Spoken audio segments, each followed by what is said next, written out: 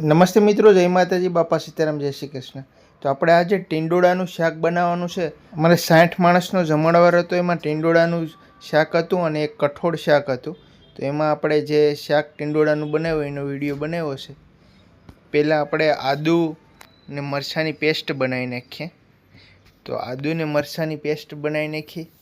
આ આદુ મરચાંની પેસ્ટ આપણે 2-3 જગ્યાએ વાપરવાની છે, દાળમાં અને કઠોળના શાકમાં. અને આપણે આ 3 કિલો ટીંડોળા લીધા છે, એને આપણે આવી રીતે સ્લાઇસ શીરું કરી નાખવાની છે. અને આપણે સૌરાષ્ટ્રમાં ઘોલા કહે છે અને આપણે અહીંયા એનો સંભારો બનાવીએ છીએ, પણ અહીંયા અમદાવાદમાં ટીંડોળાનું શાક બનાવે છે. થોડી ટમેટાની પેસ્ટ કરી નાખશું. હવે ટીંડોળાના શાકનો વઘાર મારી દઈએ. તો અહીં 700 ગ્રામ જેવું તેલ લીધું છે. તો તેલને આપણે થોડું ગરમ કરી નાખીએ. તેલ ગરમ થઈ જાય પછી આપણે આખા મસાલા લઈ લઈએ. પહેલાં 2 ચમચ રાઈ નાખીને ફોડી નાખવાની રાઈને, અને આખા મસાલા લીધા છે. એમાં વઘારના મરચાં, જીરું, હિંગ, આખા ધાણા, મીઠો લીમડો, તમાલપત્ર અને તજ ને બાદિયા એટલા આખા મસાલા લીધા છે. બધી 2-5 ગ્રામ એક ચપટી લઈ લેવાનું, કારણ કે આપણે આ હવે 3 કિલો જે ટીંડોળાનું આપણે કટિંગ કર્યું હતું એ વઘારમાં નાખી દઈએ અને આવી રીતે શીરું કરી નાખવાની. તો આ ટીંડોળાનું શાક અમારે રોટલી હારે અને પૂરી હારે ખાવાનું છે, એટલે થોડું પાર્ટીએ કીધું હતું કે રસાવાળું રાખજો.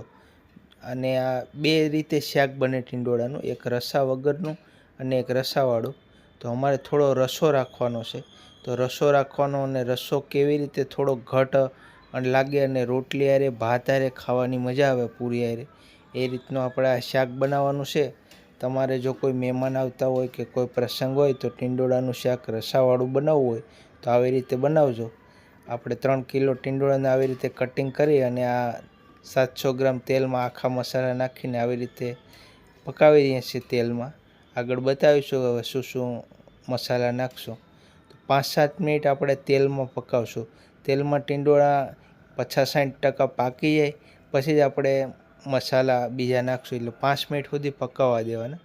અને પકાવતા હોય ત્યારે થોડું થોડું તવીથાથી હલાવતું રહેવાનું, કારણ કે નીચે તળીએ જે મસાલાને સોટી જાય તો બળી જાય અને શાકનો બળેલો સ્વાદ આવે. એટલે આવી રીતે તળીએ થોડું થોડું હલાવતું રહેવાનું.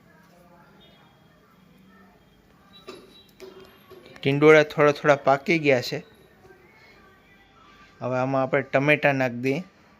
તો અહીંયા 1.5 કિલો આપણે આ ટમેટાં લીધા છે. આવી રીતે જે રીંગણા બટેટાના શાકમાં કટિંગ કરીએ એવી રીતે આપણે 1.5 કિલો ટમેટાં નાખી દેવાના. ટમેટાને આ શાકથી સરસ સ્વાદ આવે. કોઈ પણ શાક હોય એમાં ટમેટાં તો આપણે નાખતા જ હોય.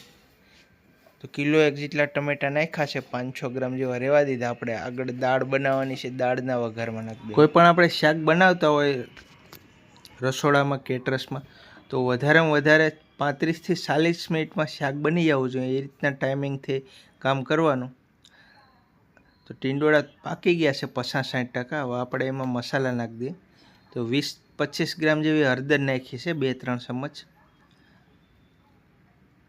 અને આ કાશ્મીરી મરચું છે GMનું. આવું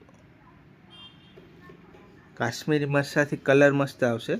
તો 50 ગ્રામ જેવું આપણે કાશ્મીરી મરચું નાખ્યું છે. અને આ તીખું મરચું છે રામદેવનું મરચું પાવડર.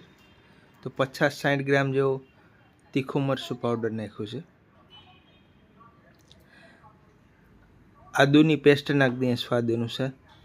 50 ગ્રામ જેવી આદુની પેસ્ટ અને 50 ગ્રામ જેવી મરચાંની પેસ્ટ. તો આપણે આવી રીતે ટીંડોળાનું શાક બનાવીએ છીએ. તમે ઘરે પણ ખાવા પણ આવી રીતે બનાવી શકો. 200-500 ગ્રામ ટીંડોળાનું. આ કિચન કિંગ મસાલો છે બાદશાહ કંપનીનો. અને આપણે આમાં ધાણા જીરું પાવડર નાખશું અને ગરમ મસાલો નાખશું. પહેલાં આપણે સ્વાદ અનુસાર નમક નાખી દઈએ. તો એક મુઠ્ઠીમાં આપણે 25 ગ્રામ જેવું નમક આવે, તો એક મુઠ્ઠીની ઉપર નાખ્યું છે આપણે 50 ગ્રામ જેવું નમક નાખ્યું છે. આ શાક આપણે 5 કિલા જેવું બનશે. તો 50 ગ્રામ નમક નાખી લીધું. પહેલાં થોડું ઓછું નાખવાનું, પછી શાક બની જાય પછી જોઈ લેવાનું. જો નમક ઓછું લાગે તો પછી નાખી આવો. નમક વધી જાય તો થોડું ખારું થઈ જાય તો પછી કોઈ સાંસ ન રહે, એટલે પહેલાં નમક નાખો ત્યારે ઓછું જ રાખવાનું. તો આવી રીતે આપણે મસાલા નાખી દીધા છે. મસાલા નાખીને 1 મિનિટ ધીમા ગેસ ઉપર પકાવી દેવાના. પછી આપણે આમાં પાણી નાખી દઈશું. તો આવી રીતે પાણીની ડોલ પાસે રાખવાની.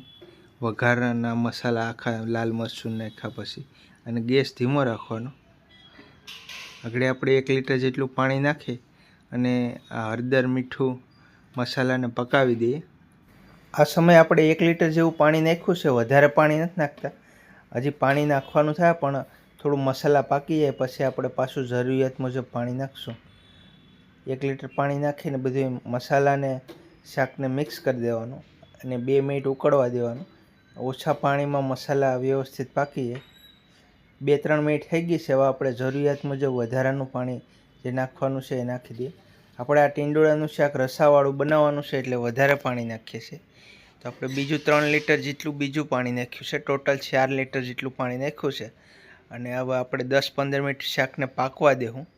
એકદમ સરસ ટીંડોળા પાકી જાય પછી આપણે જે વઘારનો જાડો રસો કેવી રીતે કરવો એ પણ આપણે આગળ વિડીયોમાં શાક બનશે એટલે બતાવીશ તમને. તો આ રસાવાળું ટીંડોળાનું શાક બનાવે છે. હવે આપણે ગેસ થોડો ફાસ્ટ કરી દઈએ અને શાકને 10-15 મિનિટ પાકવા દઈએ. 10 મિનિટ થઈ ગઈ છે. તો આવી રીતે પાકે છે. અને શાક ચટપટું બનાવવા માટે આપણે આમાં થોડો ગોળ નાખ્યો છે, 100 ગ્રામ જેવો ગોળ. અને આ બેસન છે. આ બેસનને આપણે થોડી 50 ગ્રામ જેવું બેસન સારીને નાખી દઈએ છીએ. એનાથી એકદમ રસો ઘટ થઈ જાય. તો આવી રીતે બેસન નાખવાનું પણ થોડું સારી નાખવાનું. અને બેસન વધારે નહીં નાખવાનું, વધારે પડી જાય તો પછી પાછું શાકનો દેખાવ બગડી જાય. એટલે 50 ગ્રામ જ જેવું નાખવાનું હોય એ સારી નાખવાનું. જે અમે આ જો સાઈનો હતો ને એનાથી સારી નાખવાનું. એનાથી જે આપણે પાણી નાખ્યું ને રસો કર્યો એકદમ રસો ઘટ થઈ જાય. બાકી આપણે બેસન ના નાખો તો શાકમાંથી પાણી અલગ છૂટું પડી જાય તમે ડીશમાં લો ત્યારે. પણ જો બેસન થોડું નાખી દો તો એ કાઢી રહે. અને થોડું આપણે શાકને ચટપટું બનાવવા માટે આંબલીનું પાણી નાખી દઈએ.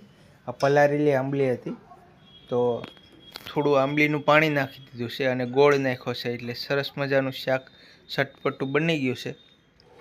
તો આવી રીતે આપણું ટીંડોળાનું શાક બની ગયું છે. તમે બનાવવાની ટ્રાય કરજો. વિડીયો સારો લાગે તો વિડીયોને લાઇક કરજો.